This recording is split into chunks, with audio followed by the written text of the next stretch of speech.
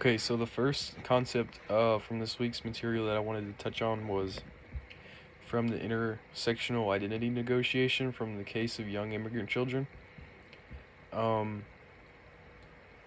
so this article speaks about the immigrant children and how they're shaped from their interactions from school, society, their home, stuff like that. Um, so a connection I made from a story I found was that across U.S. schools with the spreading of like ICE and immigration control and stuff like that, that there's actually been an increased there's been increased symptoms of anxiety within the classroom, absenteeism, just overall like disrupted learning because of the situation and how it's making these individuals feel.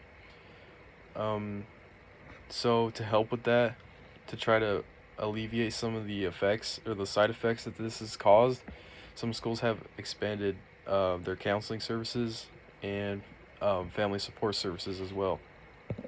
So, a question I thought was like, should educators sort of step in and like try to help with some of these individuals, or should they just remain neutral in these sort of unique situations for these individuals? So, secondly, what I wanted to speak on was from another reading, the disability identity one. Disability identity is how one who's disabled may refer to themselves, understand what's going on, accept themselves, and integrate their disability into their quality of life. And obviously, as with anyone else, their identity would develop over time depending on their experiences, relationships, um, society impacts. Um, relating that to a news article. Um, okay, so an article from the news that I found was that Rutgers College has helped a couple or a public school address their concerns about them having too many students that were labeled as disabled, and come to find out that they were labeling bilingual students that were having trouble learning English as disabled. So this is kind of concerning because um, them just misidentifying these individuals uh, is just sort of ignorant, and I'm not too sure why they'd be doing this.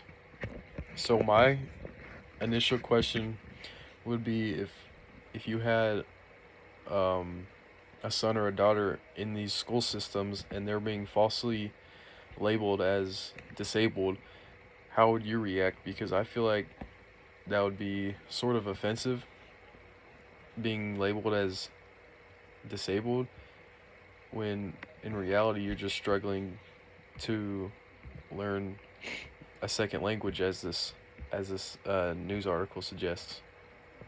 So lastly, I wanted to speak on the lecture from this week, and my main takeaway was, as educators, how do we look at students' identity? Um, that sort of whole idea. Um, so, firstly, a big takeaway that I took from this lecture was to make similarities that make sense to them, that make them feel comfortable, that make them feel welcomed. I think it's very important to make or to allow your students to feel welcomed and comfortable within your classroom environment. Also, people may not realize that uh, there's certain factors, multiple factors to a student's identity that may be challenging for them to adequately identify themselves, and can also be very complex too. Um, the lecture noted several factors like age, sex, religion, language, education, ability, stuff like that. So just finding ways to connect with your students will go a long way in making them feel welcomed. So a news connection to the local news that I found for this was that schools, um,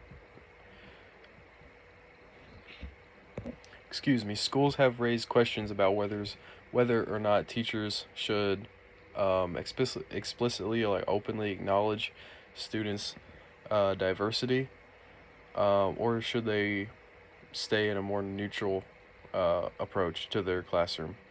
So a discussion question for that would be like, should they really treat every student the same, or should they just approach it with a neutral mindset towards their teaching?